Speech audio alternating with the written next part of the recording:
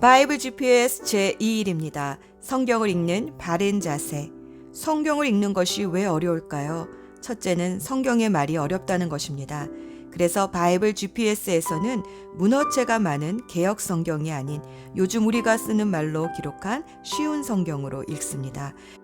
구약 성경은 히브리어, 신약 성경은 헬라어로 주로 쓰여졌는데 신약 성경의 헬라어는 고급 헬라어가 아닌 코이네라는 시장바닥 헬라어라고 합니다. 그래서 누구나 다 쉽게 성경을 읽고 빠른 시간 안에 전파될 수 있었습니다. 우리나라에 복음이 쉽게 전파된 것도 성경이 한자가 아니라 당시 암클이라고 무시당했던 언문, 즉 한글로 번역되어 전파되었기 때문입니다. 그래서 우리나라는 선교사보다 성경을 통해 먼저 복음이 전파될 수 있었습니다. 그 당시에는 누구나 읽을 수 있었던 언문이 시대가 지나면서 옛날 말이 되어버렸습니다. 그래서 바이블 GPS에서는 요즘 우리가 쓰는 말로 번역이 된 쉬운 성경 버전으로 읽습니다.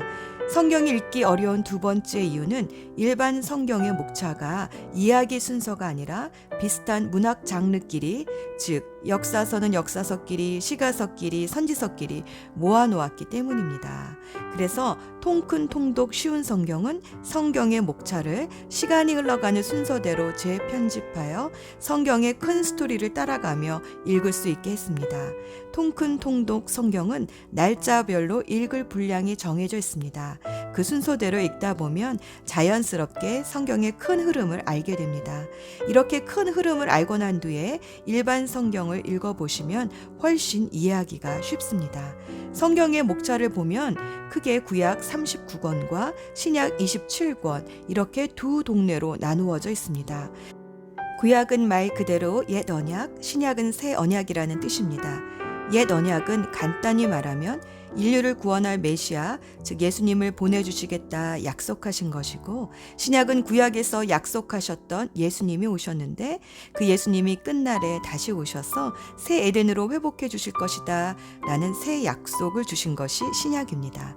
구약과 신약의 이야기를 큰 그림으로 그려보면 구약은 하나님께서 창조하신 이 세상이 죄 때문에 하나님을 떠나 계속 망가져가자 그것을 회복하시려고 여러 가지로 노력하신 것을 기록하고 있습니다.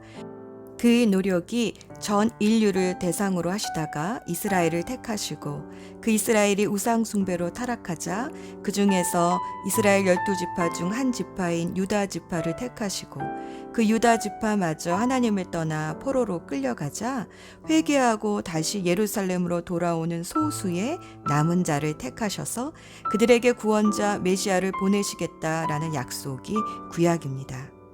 신약은 그 예수님이 오셔서 남은 자들 중에 12제자를 택하시고 그 12제자가 초대교회를 세우고 그 초대교회들이 열방의 교회로 확장되어 마침내 예수님이 다시 오셔서 타락한 이 땅을 완전히 회복시켜 주실 것이다 라는 약속이 신약입니다.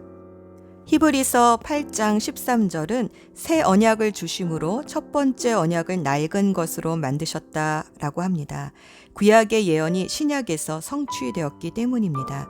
구약에서는 선지자들을 통해 하나님의 말씀을 전하셨지만 신약에서는 말씀이신 예수님이 직접 육신을 입고 오셔서 우리에게 그 말씀대로 사는 본을 보여주셨습니다. 구약에서는 아담의 불순종으로 잃어버린 에덴, 하나님과의 끊어진 관계를 신약에서는 그리스도 예수 안에서 어떻게 회복할 수 있는지 보여주셨습니다. 구약에서 약속하셨던 예수님이 오셨던 것처럼 신약에서도 약속하신 예수님이 다시 오셔서 새 에덴을 회복시켜 주실 것입니다. 이렇게 구약과 신약은 상호 보완적인 관계입니다. 앞으로 68일 동안 신약의 기초가 되는 구약을 먼저 읽습니다. 오늘의 여정, 창세기 12장에서 23장까지 믿음의 조상 아브라함의 이야기입니다. 아브라함은 BC 약 2000년 시대의 인물로 그가 살았던 지도상의 무대는 메소포타미아 문명의 중심지였던 갈대아 우르에서 하란을 거쳐 가나안 땅에서 지내다가 기근을 피해 잠시 애굽을 거쳤다가 아내 사라를 장사 지낸 헤브론까지입니다. 아브라함은 큰 민족을 이루고 복의 근원이 되라는 하나님의 부르심을 받고 갈대아 우르에서 하란을 거쳐 가나안 땅까지 이주합니다. 75세의 늦은 나이에 믿음의 여정을 떠난 아브라함은 때로 기근이라는 경제적 위기를 만나면 약속의 땅을 떠나 애굽으로 피신하기도 하고 또 자기가 살려고 아내를 누이라고 속이는 이기적인 행동을 하기도 하고 하나님의 언약을 자기 중심적으로 해석하여 여종 하갈과 동침하여 이스마엘을 낳기도 합니다. 하지만 그는 하나님과 동행하면서 자기 중심성을 내려놓고 차츰 믿음의 조상으로 성숙해 갑니다. 의지했던 롯과 이스마엘도 떠나보낼 줄도 알고 롯이 당시 메소포타미아 연맹국에 의해 납치되었을 때는 자기 사병 318명을 데리고 믿음의 전쟁을 치르고 이 전쟁의 승리를 주신 분이 하나님이심을 멜기세덱 제사장에게 11조를 바침으로 고백합니다. 마침내 아브라함의 나이 99세, 하나님은 아브라함에게 언약의 증표로 온 집안 식구들에게 할례를 행하라 하셨을 때 순종하고 약속의 자녀 이삭을 100세의 나이에 얻습니다. 이제 믿음의 사람이 된 아브라함은 이삭을 제물로 바치라고 할 때에도 이유를 묻지 않고 바침으로 다시 이삭을 돌려받는 은혜를 경험합니다. 오늘 아브라함을 읽으며 연약하고 자기 중심적인 사람일지라도 하나님과 동행하며 순종할 때에 믿음의 사람으로 성숙해 갈 수 있다는 소망을 얻기 바랍니다. 예수 전망대. 로마서 5장 14절에서 아담은 장차 오실 분, 즉 예수님의 모형이라고 말합니다. 모형이란 원형을 본따서 만든 것입니다. 이렇게 성경 곳곳에서는 예수님의 모형들이 숨어 있습니다. 오늘 나오는 멜기세덱도 우리의 영원한 대제사장 되신 예수 그리스도의 모형입니다. 히브리서 6장 20절 예수께서는 앞서서 달려가신 분으로 우리를 위하여 거기에 들어가셔서 멜기세덱의 계통을 따라 영원히 대제사장이 되셨습니다.